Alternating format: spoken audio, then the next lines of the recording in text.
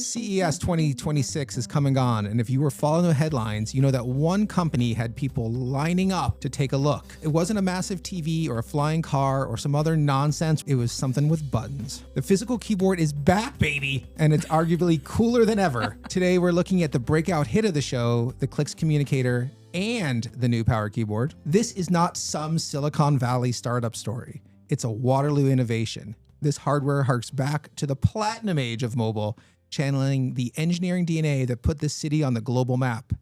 Joining us in the studio today are two of the minds driving this tactical revolution and bringing the click back to Waterloo. The hits of the show were the Clix Communicator and the Power Keyboard. I have a Clix Communicator in my hand, and in the studio, along with Allison, we have Joseph Hofer, the brains behind Hofer Studio. You might know his work from, again, the platinum age of mobile.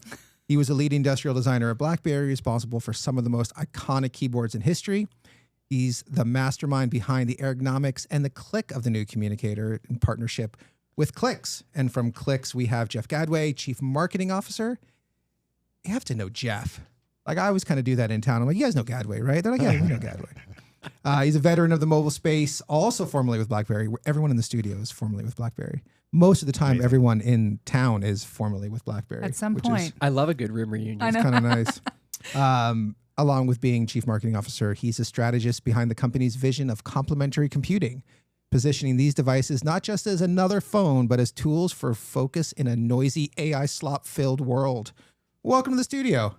That was an epic intro. I'm hyped, and I feel like I'm hyped because I'm holding something with a keyboard on it. You are one of the first people to hold this outside of CES. Get out. Yeah. So we did 55 briefings last week with everybody from The Verge and TechCrunch to CNN and everybody in the tech space. You're the first person to get one of these in your hands since we've been back. It is, and it's like we were just talking about, like we were playing with it before we hit record. It feels natural to hold. And there's something about like holding my large slab of glass, and I'm always just like, my worst is like I don't know which is up and which is down when I pick it up. Do that all the time, and then it doesn't rotate, and I'm like, why is this broken? And I always do like the spin where I'm like, oh, that's right, the wrong way. And I do this, and it's going to fly out of my hand. Thank goodness for screen protectors. So, okay, well, first of all, welcome back from CES. We're glad you both survived. If you've never been to CES, and I've been once. Twice. I went twice. Yeah. It's been spanning 15 years, maybe 4 times. 4 times? I've lost count. Many times. We've been many times together. Many times. In the good days and it's different. Off-strip days and on-strip days. It's different when you're in your 40s, though. I'll tell you that much. Yes. It's different. Well, no, because it was over, last time I went was with Falmec, and that was 2015. So he would have been, it's over 10 years. So yeah, I was 40. I was just 40. The warranty had just worn out. And it's still as crazy as it ever was, though. I mean, this year was a little different. I didn't get to the show. We'll talk about that. Yeah. But everything I heard was that it was just a different vibe. A lot of the big players that used to exhibit weren't on the show floor. And then there was just so much, as you kind of mentioned in the cold open there, so much AI slop, so much AI hardware where the software just wasn't ready yet, that people were saying the vibe was different, but the energy was definitely still up. And, as you can see from Clix, it was a huge launch pad for us. Yeah, that's amazing. It's interesting, Jeff. So why don't you tell us a little bit, as you said, you didn't even really make it to the show. So what does that mean? Yeah, I mean, we spent the entire week in our suite where we were doing briefings. And like I said, we did 55 briefings plus commercial meetings plus investor meetings, carrier meetings. So we didn't see the LVCC at all. And, I think it's just a really good lesson for folks that are listening. If you're a startup, you're thinking about CES as a platform for launching your product, launching your brand. There's a lot of different ways to activate a show like that. And it doesn't have to be dropping tens or hundreds of thousands of dollars on a show space. If you're smart about it, you can draft behind all of the energy and the activity of CES and get outsized returns and punch above your weight if you do it right and you put the right planning into it and you orchestrate it appropriately. I love that. Yeah, it sounds like, I've been a few times now, and that model of, having a hotel room. Which hotel are you in? We were at Cosmo. Yeah, we had the briefing suite at Cosmo, pretty central. We didn't stay at Cosmo because it wasn't the most cost effective for like having the team there. But we had a room at Cosmo that we set up kind of as an experience center, and it allowed us to really showcase the products on our own terms and do really great storytelling. And I actually learned that concept from somebody who is another RIM alum and Waterloo native. If you could, I'm going to channel it to you. If you can guess. Oh, damn it. It's on a Friday too. Patrick Spence from Sonos. Oh. So one of the first CESs where Patrick was at Sonos, I think he was chief commercial officer back then. I met him for a drink at Cosmo. And I said, well, where are you guys? Where's your booth? He goes, we don't have a booth here. I said, well, why not? It's CES. And he goes, we're an audio brand. We want people to experience the Sonos audio experience in the optimal conditions. So we have a space that's not on the show floor where we can create that immersive, optimal audio experience. And that's always stuck with me. And so with something like CES, we had a suite where we had a whole bunch of different experiential demos set up with power keys. We had a whole bunch of design things that were instrumental in Joseph's design process that were laid out. We could walk people through the design story for Communicator. So it allowed us to kind of like have our own home turf during the show and really curate the story in the way that was going to resonate best for us as a brand. Yeah. Well, I think too, like one of the problems with being on the show floor is you get a lot of tire kickers. 100%. And that is just like, coming through, we'd have meetings and people would show up and I'm like, there's no value in why you're here. You're not interested in doing anything. It's just, to come have a snack and hang out where you're controlling the environment and who's coming in. Totally. Yeah. And Vegas is loud. Like CES was loud.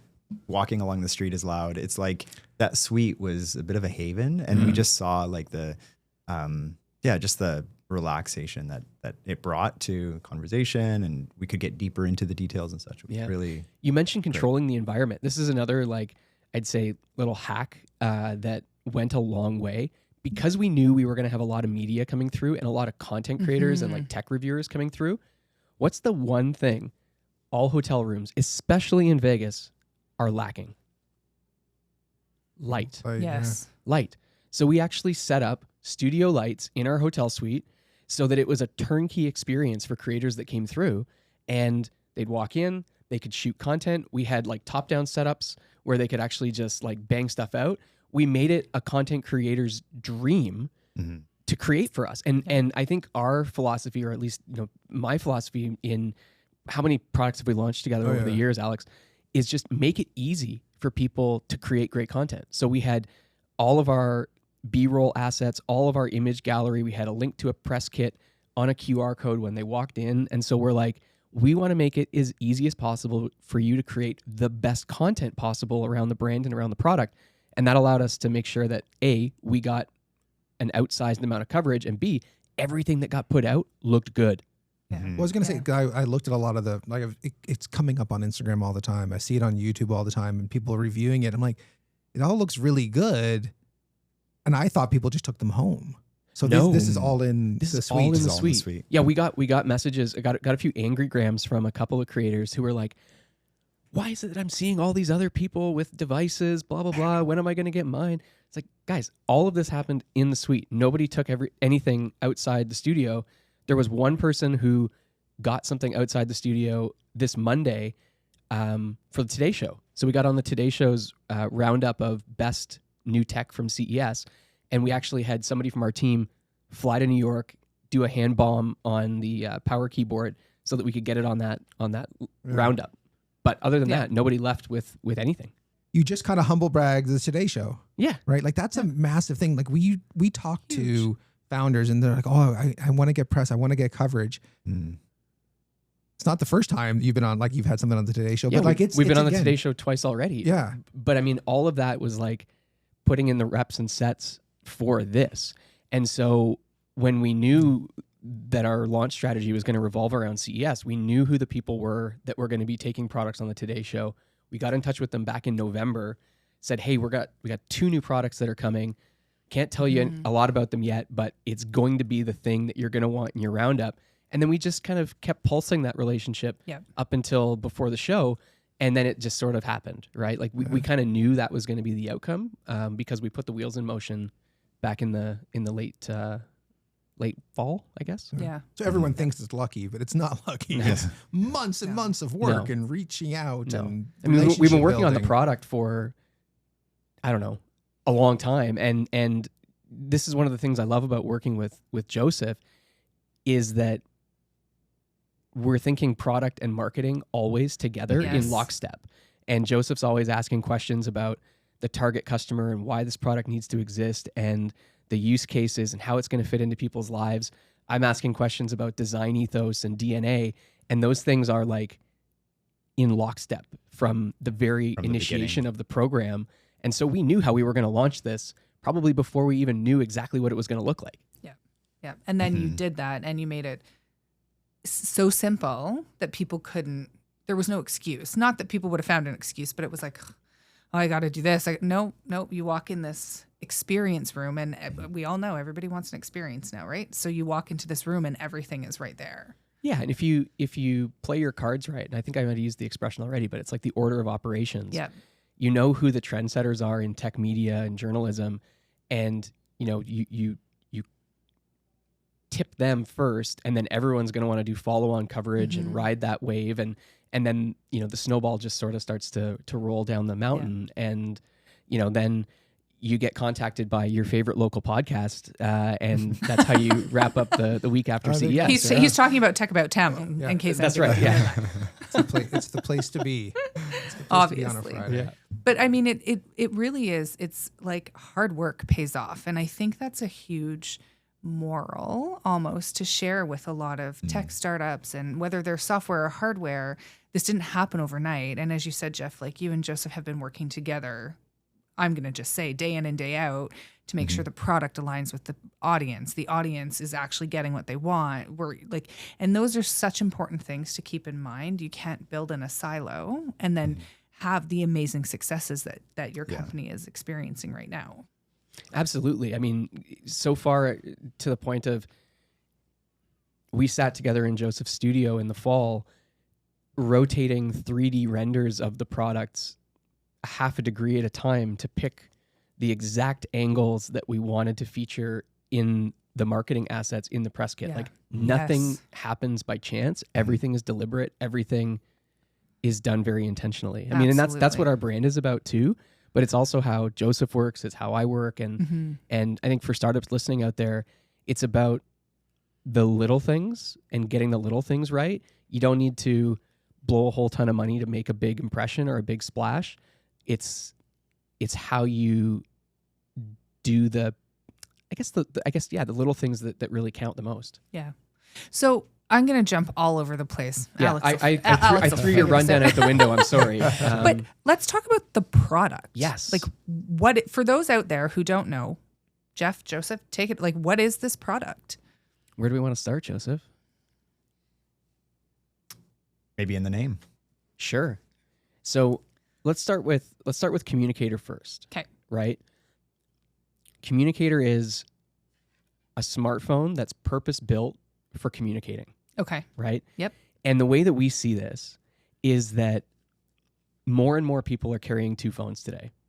Whether it's because corporate libel is back, and if you're in a sensitive industry, you're issued a phone, or maybe you're a small business owner and you want to create some separation between your work life and your personal life, or you're somebody who's really concerned about digital minimalism, people are carrying two phones. And your second phone should be better at certain things than your first phone. Just like you have physical cameras. Yes. Why do you have a physical camera when the iPhone that you carry has a camera on it? It does the one thing well. Right. Yeah. It's purpose built for a specific use case. Yeah. And we see the same opportunity in the smartphone world. Just like you wear a smartwatch and maybe you wear a smart ring, you have an e-reader and a tablet, you should have a device for communicating and then a device for those kind of sit back moments where you just want to doom scroll and, engage in all the brain rot and take great photos on your flagship camera. So we really built Communicator to help people communicate in a noisy world and kind of separate the signal from the noise. And that was the vision from day one. And every single decision, whether it was from design to naming to imagery to how we launched it to how we positioned it, was rooted in that idea. So that's Communicator. And then Power Keyboard we can talk more about kind of the strategy behind it if you're interested. But it's one Bluetooth keyboard for all your smart screens. And, this kind of flows from the Clicks keyboard case, which was our first product 2 years ago. We saw that a lot of people wanted to have buttons on their phone, but it was really hard for us to build keyboard cases for every single permutation and combination of phone and scale the business that way. So we started a project to build kind of a universal keyboard. And what we realized is that there's a ton of really smart devices with dumb input, Right. smart TVs, tablets, or any AR headset for that matter. And so this became, a compact Bluetooth keyboard for everything that you interact with. And so this is device agnostic. It'll work on iPhone, Samsung. Yeah. That's the beauty of it. Okay. Well, that's and it not that it to say that it turned me off, but that's kind of what turned me off around the case originally. Was like, okay, well, I have a 15, but I might upgrade one day, and then the case, and then seeing both of these is pretty interesting. I didn't know about the Communicator when I first I was like, this is really cool, beautiful. Don't get me wrong, it looks beautiful. I didn't know, and then I started watching all the footage out of CES, like all the people talking about, and I could actually really see this as a daily driver, not just a companion. But for me, it's like I need the phone for certain things, but really, I just need to message people. Yeah, I mean, it's funny you point that out, because you go to the comments on the YouTube page and some people take real offense to us positioning it as a second phone. They're like, don't tell me this is a second phone. This is going to be my daily driver. I'm going to main this. But it's like, that's great. I love that. I love that for you if that's what you're going to do. And I think it was strategy, right? It's positioning. We see a second phone market out there. We heard it validated from some of the carriers we were speaking to last week. So, we think we can be the number one second phone. It would be naive of us to think we'll be the number one first phone. Yes. Right? So it's really about, what's the bowling, if you think about the bowling pin strategy of market penetration, what's the head pin we're trying to knock down? It's second phone market. And then from there we'll cascade into, all sorts of other adjacent markets. But I mean, the positioning so far is really working out well. I mean, you watch something like the Waveform podcast with Marquez. They spent, over 20 minutes, Joseph, talking about click stuff. And, Marquez is somebody who really gets it and immediately understood the positioning strategy and what that allows us to focus on from a hardware perspective and design perspective versus trying to go head to head with the flagship phones that are in people's pockets. Yeah. I was gonna say the other thing that jumped out at me when I was looking at this was it's not nostalgia, because nostalgia is a weird. You're making us sound kind of old. No. Platinum. Well, you said platinum, I said golden, but That's even worse. But nostalgia is a toxic thing, right? And I find with that, sometimes you're like, oh, it used to be better, da da da. This is not nostalgia, and I see a lot of similarities with when I see friends of my kids, and even my kids now too. They are using 20-year-old point and shoot digital cameras. Yeah. Right. They're going back to technology not because it's nostalgic, but because it's purpose built. It does something. It does it really well. It is devoid of AI slop and nonsense. And my youngest kid who's 12, she's the only one out of three who does not want a phone. She's like, I don't want a phone. I don't want to do it. I don't Never wanna do heard it. that. She's weird. She doesn't listen to this, so it's fine. But I see this as the device I would get her, and to say, yeah, you just want to she's going to middle school. You're going to be on a bus. You want to be able to call or text. That's it. That's your device. So have you considered that as a market? I was going to add that I think we've seen, glass slabs become these everything phones. It sort of does everything pretty good. Especially some of the flagships out there. But I think what we're seeing happen a little bit is more of a decoupling of some of these features that have been incorporated into their standalone like a verticalization. Unit. So we've heard of, at the show, people saying, oh, I'd definitely buy this and walk around with a mirrorless. That's my set. That's the way I'm going to, that's a tech I'll carry. Or, we're seeing rings being pulled out of, even though your phone can kind of, monitor your heartbeat or whatever a bit can. So I think there's this decoupling of that convergence and, really allow for more specific use cases, more purposeful tech. On the thought of nostalgia, Joseph. Talk a little bit about the process we went through to respect and acknowledge the silhouette that we're building off of. I mean, I think we'd be out of touch to think that when people see this, there isn't an image of BlackBerry that kind of comes to mind.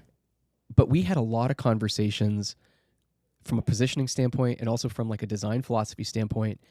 How do you build on the silhouette, the icon, respect it, but reinvent it for kind of modern times and modern communication? Maybe share some of the pillars of that.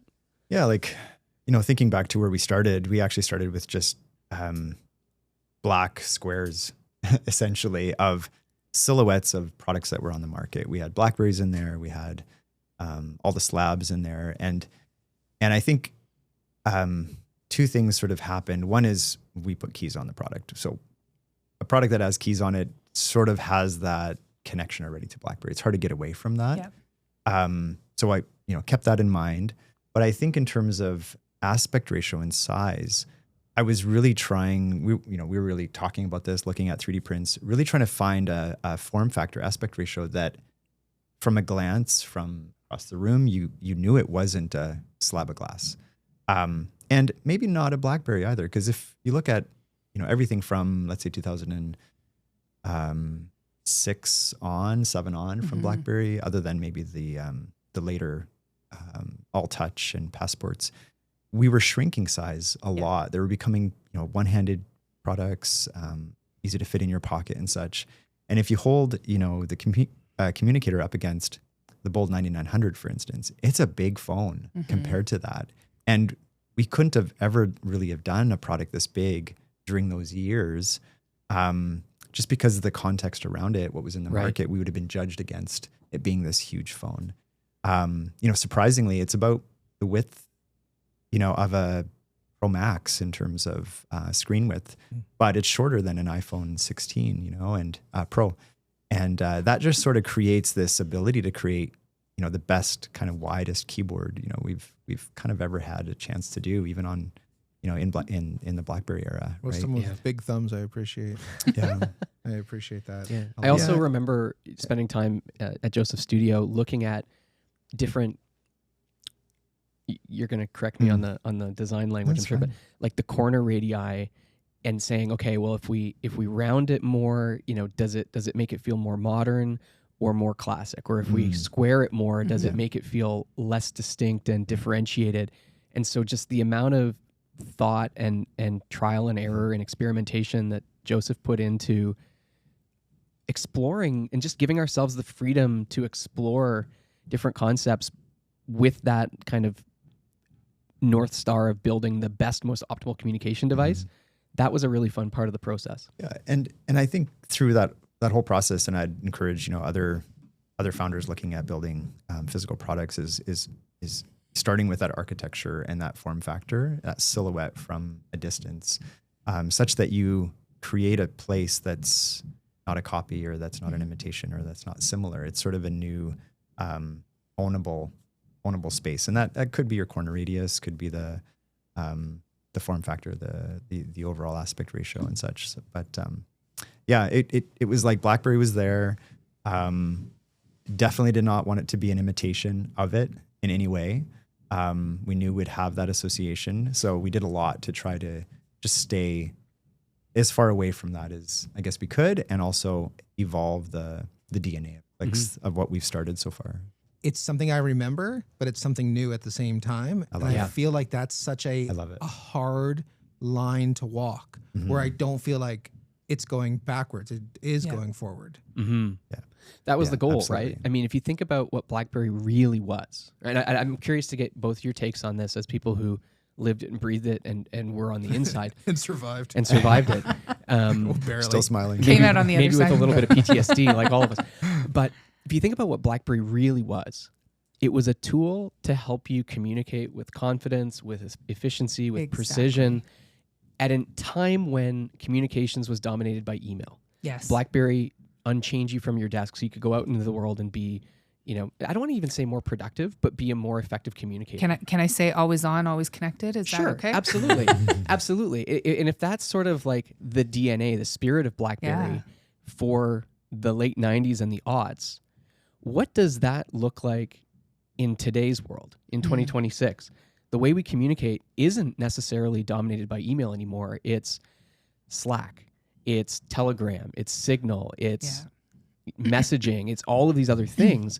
And so is there a space in the world for a product that kind of carries the spirit of BlackBerry into modern communications? And that's sort of when we think about, when people say, oh, they built BlackBerry, built a modern BlackBerry, I think about it as a more nuanced thought that's like we're reimagining the spirit of BlackBerry for a modern communications world. Yeah.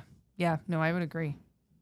Yeah, I mean, I think the thing I notice all the time is people walking their dogs and they're on their phone. And it bothers me a little bit because I'm like, you don't have to do it, right? Like, you don't have to be there. But everything we have on our phones now is built in for, sucking every ounce of attention that we have into into the screen. Where this, I feel like it gets me back to, I need to send a message to person X and tell them these things. And I can do it, and then I can be like, cool. Because that's what I want. And that's what early BlackBerry was, right? Other than Brick Breaker. Oh, Brick Breaker. Shout out to Asaria. Still my favorite. Still my favorite. If there's anyone out there who wants to build a modern version of Brick Breaker, maybe it's like should we just tag glass Ali ceiling breaker, right, or something, and build it in with the touch sensitive keyboard. We'll just tag Ali Asaria in the show notes and be like, Ali, there's been let's go. Modern Brick Breaker. Let's go. Build it. That'd be dope. I think you touched on something really great there that defines the philosophy, like why even make something like this. With All Touch, you have these dopamine kind of hits and these attention grabbers, and it's almost like your phone becomes a reactive way of communicating or entertaining or whatever that might be. I think we've taken like a lot of really intentional directions with Communicator where it almost prompts you to think about what you want to do or what you need to do before going to do it. So I don't know, maybe you could touch on the Niagara Launcher, for instance, right? Where you're, you almost have this universal search as a way to start working and entering the phone with the keyboard, right? So if you want to pull up LinkedIn or something, you hit L and it's there, in the top list. So it kind of just switches from a reactive way of being to more of a active or action-oriented, like intentional way of being. Yeah. It's a really great point. And that was something we were also very mindful and passionate about from day one. We said, look, if all this is going to be is putting a keyboard on Android, we shouldn't bother doing it. Of course. Right? Yeah. The only way to make this work is to deliver a really thoughtful experience in its entirety where hardware and software come together, as cliche as that sounds, right? Yeah. But like hardware's hard enough as it is. But now you got to think about, okay, how can you build a software experience that taps into the hardware? And one of the ways that we're doing that, as Joseph points out, is through a really intentionally developed launcher, which is essentially, if you're not familiar with like launchers in Android, it's like I don't even want to call it a skin, but you can install a launcher that reconfigures how your home screen looks, how the theme works, how the operating system kind of operates, both thematically and also a little bit structurally. And so there's this great launcher. They're called Niagara or Niagara, if you I guess are on this side of the pond. But what Niagara does is actually builds the entire experience around a list. So instead of an app grid that you might be familiar with on your stock Android or on iOS, it's list-based. So already there's just that little bit of friction that keeps you from diving into your side quests and your distraction pools. And then what you can do is favorite apps, which essentially pins them to the home screen. Okay. And as notifications come in, they show up under whatever app it is. So if you've got that model there, we've kind of got a screenshot. Yeah. You can see like as new Telegram messages come in, you just see it on your home screen. So you don't need to go diving into different apps to go and look and find what is calling for your attention. So again, it's this purposeful experience, and then being able to use the keyboard to process those messages, like skim through them, and then maybe you press D for delete or U for unread or A for archive.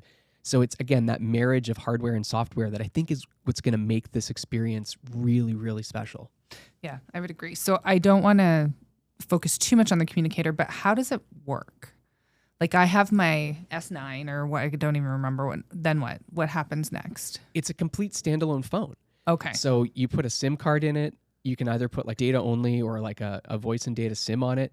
And so it runs alongside your main phone. Okay. It's not dependent on your main phone. It's not a BlackBerry Playbook that needed a BlackBerry right. in order to work. Yep. We just call it a companion Okay. because they work together to fulfill a set of needs. Okay. Right? It's like the way, Robin was Batman's companion Right. in a way, right? They're two completely individual people, but they kind of work together to complement each other. Okay. So it's not like a smartwatch or a smart ring where you have to have the same connection Correct. through. Love that. Correct. Okay. And we're perfect. hearing that is really appealing to certain people.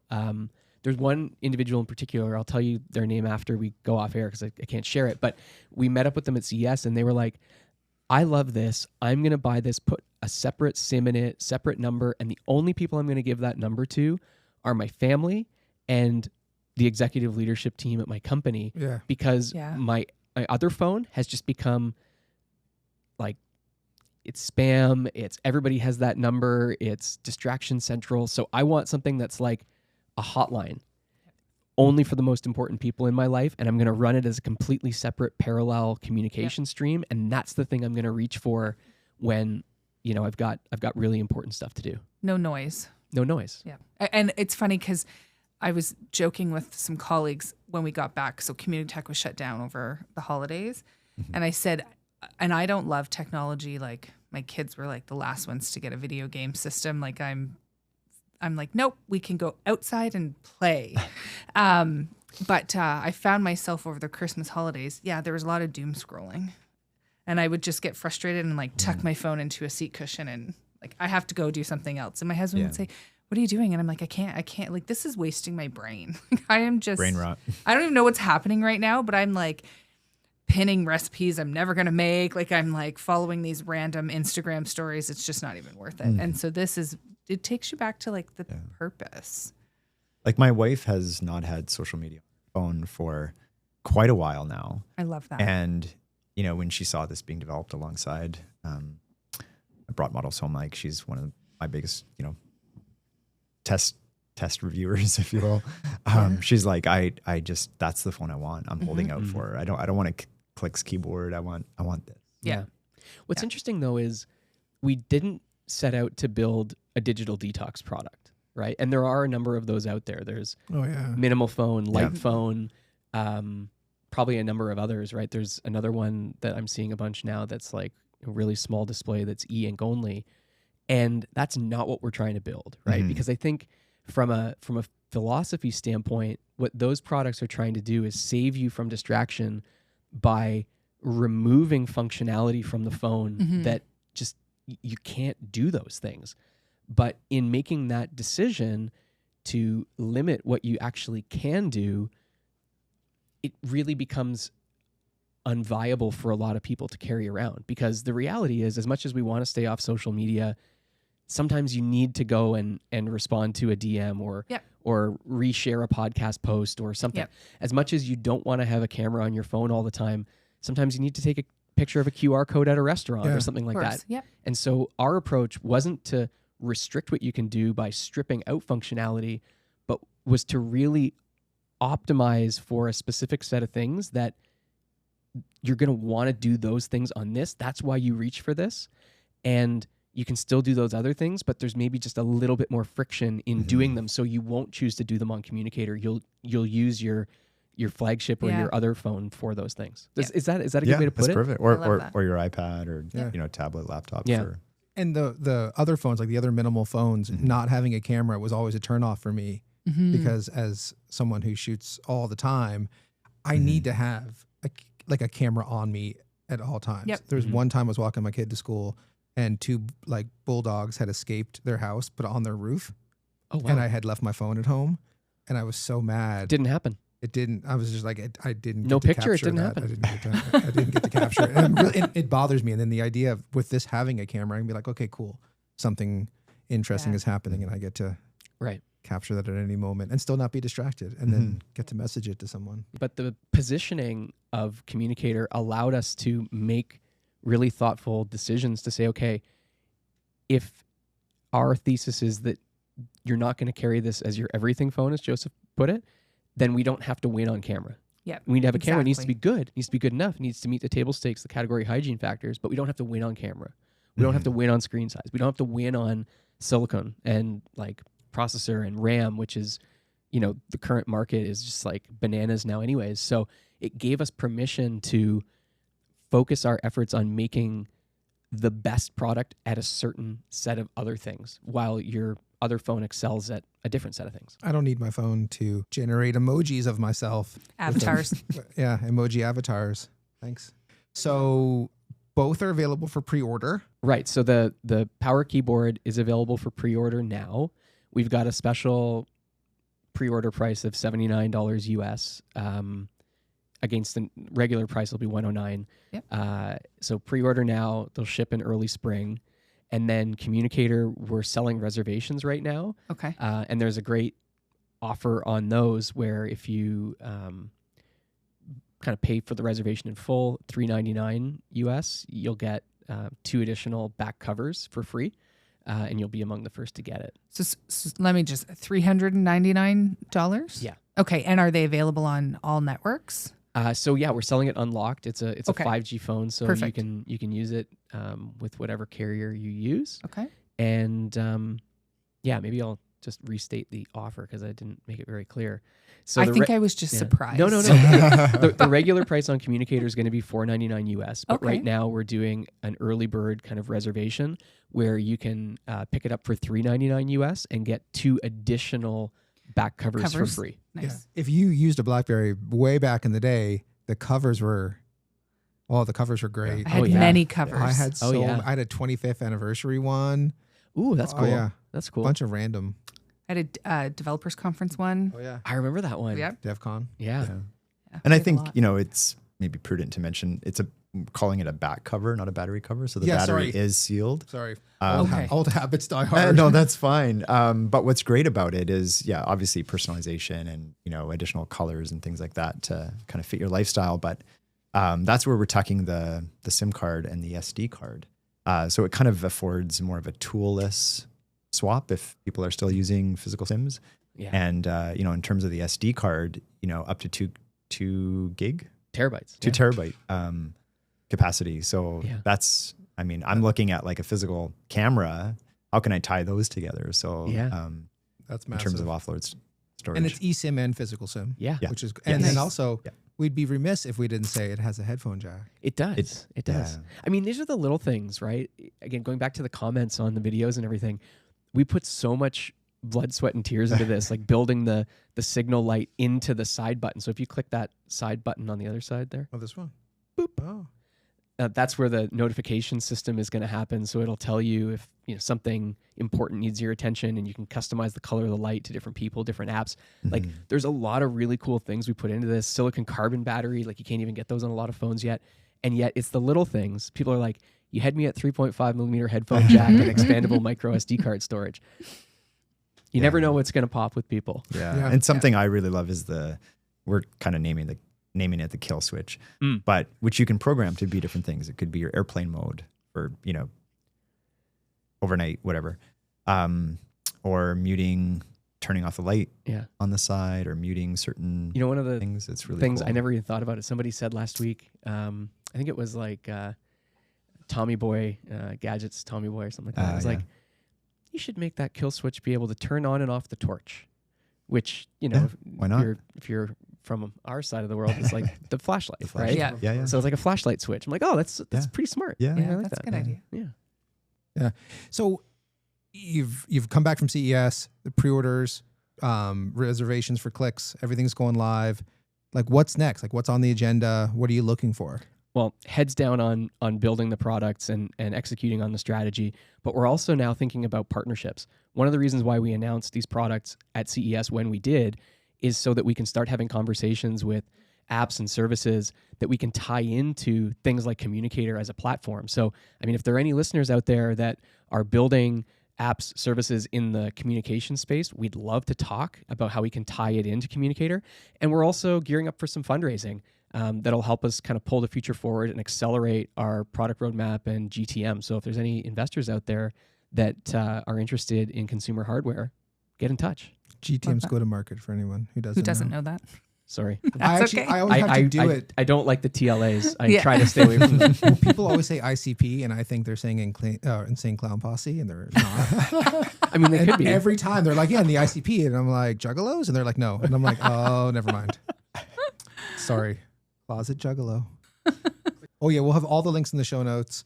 A link to Hofer Studio, too. So, if you are a startup building something in hardware and you don't know where to begin, or maybe your hardware is just like not doing what you need it to do, what services do you offer before we need to include this? Great question. Great question. So I think, there'd be two buckets. One, being the startup who has an idea for a product and is trying to get to their first thing. So helping shape what the product should be in reality, and then get to a prototype, get to something that you can test and start getting validation on, and move towards your first product launch. That's a big part of what I help strategically and design execution wise.